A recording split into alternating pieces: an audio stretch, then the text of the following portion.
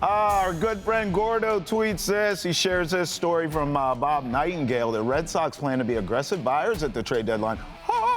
They have their eyes on Zach Neto, C.J. Abrams. They also, quote, salivate over the idea of having Shea Langoliers behind the plate. This feels fantasy baseball, Matt McCarthy. What are we doing here? There's a difference between Langoliers and Neto and Abrams, that's for sure. Okay. Langoliers is, you want to get one of the better young catchers in baseball. I don't know why the A's would trade him. I'd be all about that. Yeah. Abrams is interesting because he's probably more of a second baseman than a shortstop, but he still intrigues me a lot. He's not a right-handed hitter, which they need, but they just need middle infield help, period. Sure. Neto feels like maybe the most attainable of those three. However, I do worry he might be Trevor Story 2.0 in the sense that got some questions about him in the field. Yeah. Hits for a lot of power, a lot of strikeouts. So His arm sucks and he swings at everything. Oh, sounds like Trevor Story to me. There you go. So Langoliers is the only one that really does it for you. I mean, they need middle infield help. Yeah. Don't get me wrong about that. But if you can get Shea Langoliers, that's a big time. So he was an all-star this year, was a part of the all-star game. And the one thing I noticed about him, he's big. He wears that number 33. Yeah. You know, the Jose Canseco. He's a big cat. A's number. Plays big, too. But think about this. Like, I've tried to make this case, so maybe you guys can help me here. He has 4 more years of control. Okay. Why would the A's... And they're moving. They're not going to do it. But why would the A's they don't give up team control guys. You know what I'm saying? And this is, would you say he's arguably the best catcher in baseball? Certainly one of the better young catchers in baseball. Catcher, yes. I mean, he's worth a ton, guys. He's Is probably that why? He's probably the best hitting catcher. Is that why? Like, to answer Joe, because I see where Joe's going, why would they give him up? Would it be the haul? And if that's the case, are the Red Sox the right fit? Are there other teams maybe that would give up more? If you're going to get a guy like that, you're giving up Franklin Arias and you're giving up one of your star pitchers. Yeah, probably Tolley. Oakland or Sacramento or Vegas, whatever they want to call themselves, they can sell people in that new stadium on season tickets. Hey, Jake Bennett and Franklin Arias, that's a middle-of-the-rotation starter and a star shortstop. I don't want to give those guys up. Am I tripping? Well, I would for him. And I love this kid. Yes, you are. I am. Yeah. You know why? He's a big fish, and he can hit the ball out of the park. Okay. And remember, he's under control. The Red Sox would love that. They'd probably sign him to an extension right away. Sure. And he'd be on team control for like 8 to 10 years.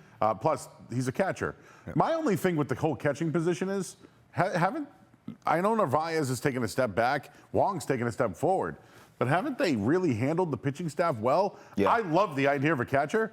Is it the biggest need, I guess, No. is where I'm going with it. It's an organizational need. He's, and you talk about bringing a power hitter in. He fits both of those. He checks both of those boxes. That's for sure. So if you're asking, like, is it worth it for a catcher? I would say yes, because of the impact he has at the plate. You brought up an interesting point, though, Travis. Like, are you willing to give up Franklin Arias, who was just promoted to AAA Worcester last night? He's led the Eastern League in OPS this year. He's got 19 homers. Power kind of came a little bit out of nowhere this year. Do you guys want to go down the prospect road again? Nope. Have you been burned by Marcelo Meyer? Yeah, have you been burned by Roman Anthony? That was some of the talk when they were struggling. They wanted major league players. They didn't want prospects. Yeah, and that's been my argument the whole time. I'm done with the prospects. If you're going to view this team as a legit postseason contender, you need to add, but you need to do it in a way where you're not giving up pieces for your future for stuff that's not going to be around for a while. Sure. So rentals, not going to work. If you're going to make moves, if you're going to add to this team, it has to be guys who can be here long term. And Langoliers is one of them. Who was the other kid they gave up the prospect, the password? He had a cool nickname. that was another one. Josh Nixon you brought him up. Garcia. That was your guy? And that was for Oviedo. Where is he now? Oh, that's right. Yeah, well, Garcia's in AAA. Yeah, so right, exactly. Well- I know that's your boy, Joe. No, he's my guy. I just know what I... An all-time useless for useless trade. What I didn't like was giving up a power-hitting prospect. Yes. And isn't that what we're seeing now with Arias? Well, at they this point? but they've backfilled that spot with Justin Gonzalez, he's young, he's really young, but it's the same exact profile. He's just a little bit bigger, a little bit stronger, and he's younger. So they got younger at that spot. Who else in these names? I think Pena's the guy. Jeremy Pena. Jeremy Shortstop Pena, Houston's won a championship, right? He's a rental. He is. And I just feel like I don't know if you give up prospects for a rental, guys. I know Major League Baseball historically has done that, But are there roster guys that you could get for that? If you're talking for what Houston's looking for, they need young starting pitchers. They just need bodies at this point in the starting rotation. So Connolly Early probably gets that done for Jeremy Pena. It's a rental. You're giving up team control on a starting pitcher, but if you feel that strongly about here's a guy who profiles well here, maybe you can sign him to an extension at relatively short money compared to what people thought he was going to get a few years ago, it might make some sense. But you're not trading prospects for that guy because they're also trying to bring guys in. You know what I find so interesting about this discussion, guys? What are we talking about? Middle infielders. Yeah. Middle infielders. We're only moments away from Marcelo Meyer being really talked about as a franchise-altering player. Fourth overall pick in the draft. Now there's reporting out there that the Red Sox might be willing to move on from him in a deal. I would not be surprised by that based on some of the chatter out there about the young players. You know, Meyer, it was a reporting from Sean McAdam on the day he went on the injured list.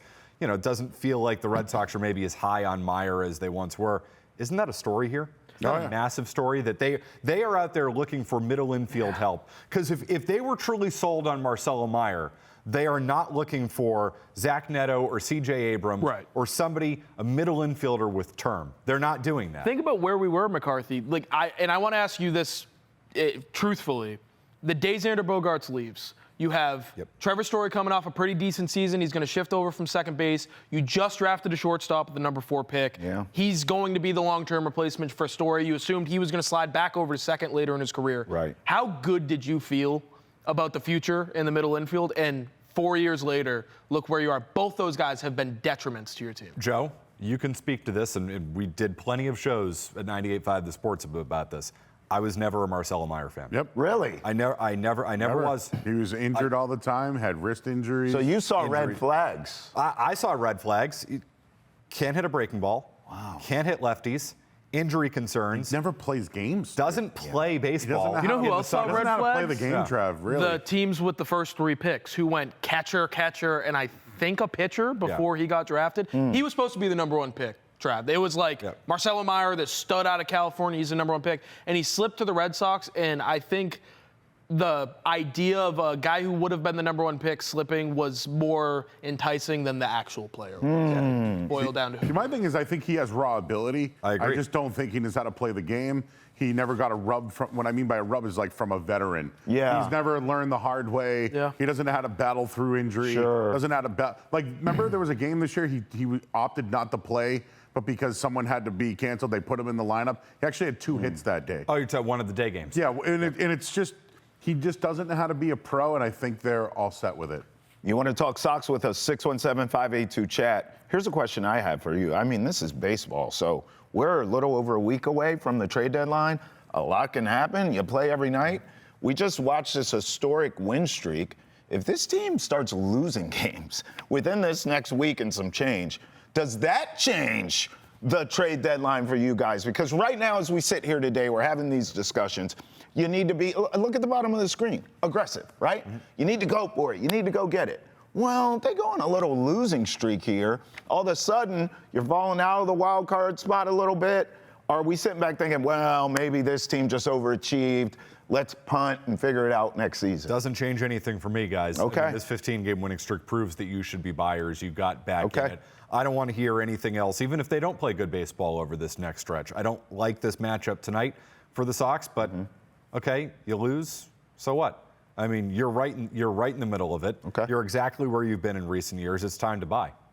I also think about the future, right? You can make a move that helps you now, but really helps you for the future. I don't like moving on from your closer, but if it does, what you're talking about happens, he's probably the guy I would move on from. And I don't like moving on from a closer. Oh, so then to answer my question, this next week and some change does matter because you could go from buyer to seller. Well, I don't think there'll be sellers. Okay. But I think if it's looking bleak, I don't know if you can trade your closer. I don't know if you can do that. Can we be honest with each other? Yeah. I think they should trade him, but they can't because of what it would do to the locker room. Yeah. What it would do in that clubhouse you just traded our closer. We're trying to make a he's push. hurt. Do it. He's battling through stuff. He's been talking. He's not who we've seen the last year and a half. I see a stark just fall for Aroldis Chapman on the horizon. You have a ready-made closer right behind him in the bullpen. Garrett Whitlock could close for 25 teams right now today. Yeah, he's been perfect his He's last been 23 great innings. since he came back something from the injured list. 23 innings scoreless. I think he's given up less hits than innings pitched. His WHIP is under 1. He's been as good of a reliever as there's been in baseball. That guy can be your closer, and you can go trade Aroldis Chapman, who's 38. The contract situation's a little bit weird now. He's got the option. It'll probably have one more year, but with the lockout. Get rid of that guy. Whatever you bring in, you can use that stuff to go get pieces for this stretch. But they can't do it. You can't buy and sell. I hate this. Gotcha. You got to pick a lane, right? Well, the lane's been picked. Because as you They're said, buyers. you said, Keagan. Right. Yeah. What message does that send to your team? And we've seen that here before. The year that they traded Christian Vasquez, that's the best trade Chaim Bloom ever made. Willie Abreu, your superstar right fielder, came back in that trade, but it killed the clubhouse because they all saw, well, if you're not trading all of these guys who are in contract years, JD Martinez, Xander Bogaerts, all these guys who looked like pieces that might be traded, but you're going to go trade Christian Vasquez, are we just playing the middle game here? And it doesn't work in the locker room. Real quick, too, that was the best trade Bloom made. Yeah. It took 4 years for it to really come to fruition. Well, yeah, they traded for a high A guy. He was in the higher levels of the minors. He was in Double A, but it took 4 years to get Willie Abreu playing every day, playing against lefties. Like, is that worth sacrificing 2026 so you end up with a good player in 2030? I'm out on that. I blame Alex Cora for all that. But anyways, for all of it? No, well, for a lot of him not playing against lefties. Oh, definitely. Yeah. My point on Chapman is this. He's the guy that you would move if you were to move. Yes. But they need to be buyers. And you have, listen, the team just won 15 in a row. It's a terrible message not to back them. And by the way, I remember when Cora got let go, they had that meeting with, was it Sam Kennedy talked to the team, and they told some of the guys, hey, play your game, do your job, like that kind of thing. It didn't go over well. But with guys like Whitlock, like, I think he's turned it around. Like, Sonny Gray at one point was like, hey, I'll waive my no-trade clause, no problem. Since then, he's been on fire. He was one of the 2 people who addressed the team after they lost that winning streak. So, the importance off the field is just as important on the field. Joe, you would package Chapman and other pieces right now for a bat. No. I think right now your closer's so important right now. If it was to if you had to sell a piece to go get a piece, I'd throw Chapman in the mix. Ooh. And then I would do exactly what Keagan said. I would or I don't know, can't you find these guys? Aren't these guys available? These relief closers that are, aren't they always? They turned Tyron Guerrero into a stud in like 4 months. So it happened. But the locker room dynamic is real. Yes. And when he just mentioned Sonny Gray and Contreras with 2 guys who spoke and Tracy didn't have to, Chapman's one of those, people fear that guy in that locker room. Yeah, for sure. I'm only saying that to capitalize on a 38-year-old with a contract that extended, and at one point we thought they could get a haul for him. Right. He's not right now. He's closing, but he's not right. I honestly think, and I know we have to go to break, but I think there are 8 players in the entire organization that are untouchable. Everybody else can be traded.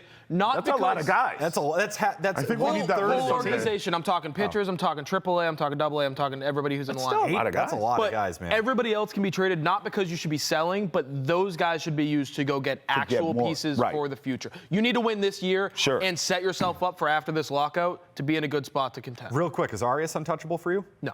Okay, I'm with you on that. Yeah, me either. 8 guys is a lot. 8 guys a lot. Could you get Neto for a Chapman? Could you get Pena for a Chapman? Could you do something like that? I don't know why the Angels would want him, but just asking. Why are we taking? Sox? What about the White Sox shortstop? Why are we taking guys off this roster? That would be my attitude. Hey, we put on our GM hat. Put yours on 617-582-CHAT. When we come back, the Crash Out Boys have entered the chat. Come crash out with us next on Crash Out Call Friday, baby. Boston has entered the chat.